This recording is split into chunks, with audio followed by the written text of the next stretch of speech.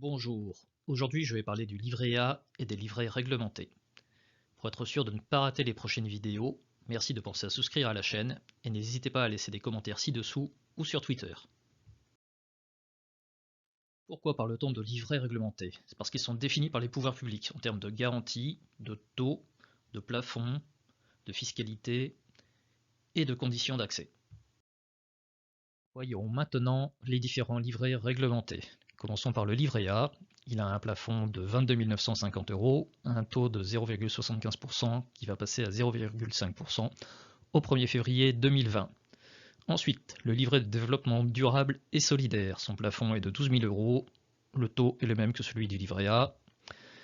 Le livret d'épargne populaire, lui, a un plafond de 7 700 € avec un taux de 1,25% qui va passer à 1% là aussi au 1er février 2020. Ce livret est soumis à des conditions d'accès. Par exemple, pour une part, il ne faut pas que le revenu fiscal de référence dépasse 19 777 € et pour 3 parts, 41 313 €. Voyons ensuite le livret jeune.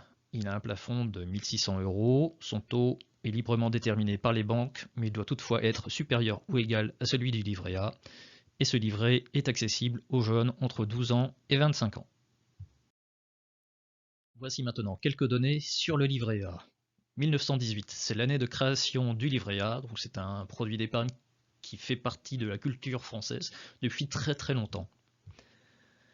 73% des foyers disposent d'au moins un livret A, 35% des foyers disposent d'un livret de développement durable et solidaire, 18% des foyers disposent d'un livret d'épargne populaire et 12% des foyers disposent d'un livret jaune. Bon, les deux derniers sont soumis à conditions, donc ça explique pourquoi la proportion est plus faible.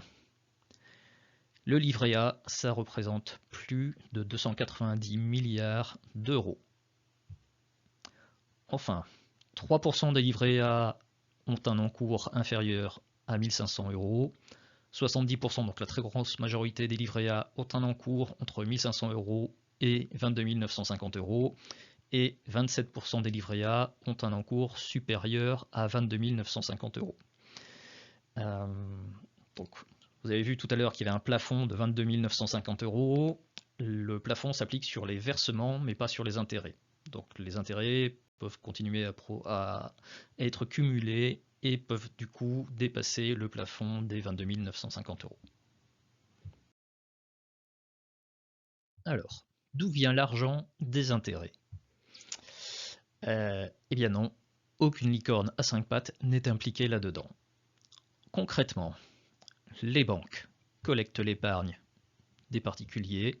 Ces fonds sont ensuite centralisés à la Caisse des dépôts et consignations, qui prête ces fonds aux organismes chargés de gérer les logements sociaux, qui remboursent ces emprunts avec intérêt.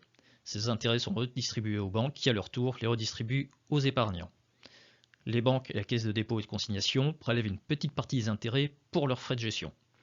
Toutefois, l'épargnant reçoit bien le taux affiché, donc 0,75% ou 0,5% à partir du 1er février.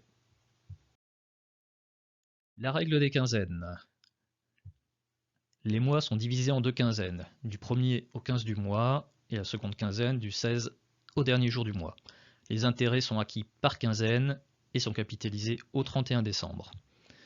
Un dépôt qui est effectué entre le 1er et le 15 du mois commencera à produire des intérêts la quinzaine suivante, donc à partir du 16 du mois courant et sur les quinzaines des mois suivants.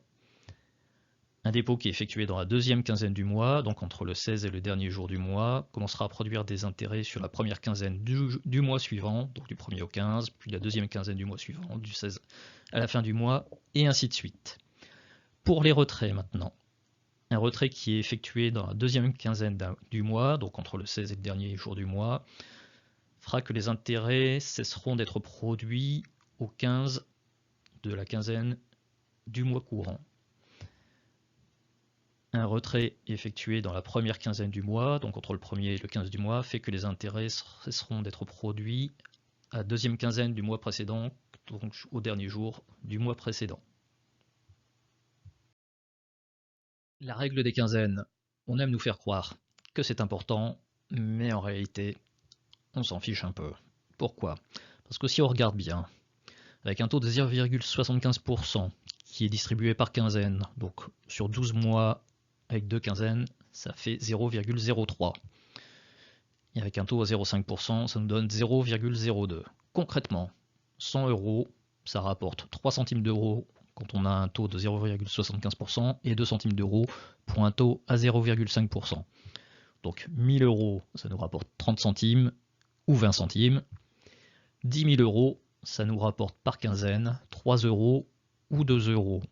Donc à moins de faire vraiment des opérations sur 10 000 ou 20 000 €, il n'y a pas vraiment de raison de s'embêter avec la règle des quinzaines.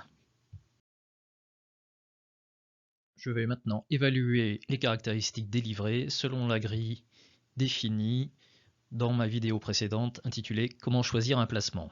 Donc pour les livrets réglementés, en matière de liquidité, c'est 10 sur 10. Il est possible de faire des retraits à tout moment. En termes de durée de placement, il n'y a aucune contrainte. En termes d'effort, si on veut s'embêter à respecter la règle des quinzaines, on mettra 2 sur 10. En termes de risque, il n'y en a aucun. En termes de fiscalité, c'est le placement idéal, puisqu'il n'y a ni impôt sur le revenu, ni prélèvements sociaux. Et en termes de rendement, c'est quand même pas terrible. Bon alors, est-ce qu'ils sont utiles ou pas ces livrets? Oui, parce que ce sont des outils d'épargne peu contraignants et qui permettent de mettre de l'argent de côté à l'extérieur du compte courant. Voilà, c'est tout pour aujourd'hui. Veuillez noter que je ne suis pas un professionnel de la banque ou de la gestion de patrimoine. Mes vidéos ont pour but de vous informer sur ces sujets. Avant toute décision de votre part, prenez conseil auprès d'un professionnel pour déterminer la solution la plus adaptée à votre situation et vos besoins. Encore merci d'avoir regardé cette vidéo, souscrivez à ma chaîne et faites passer le mot. Rendez-vous dans la prochaine vidéo.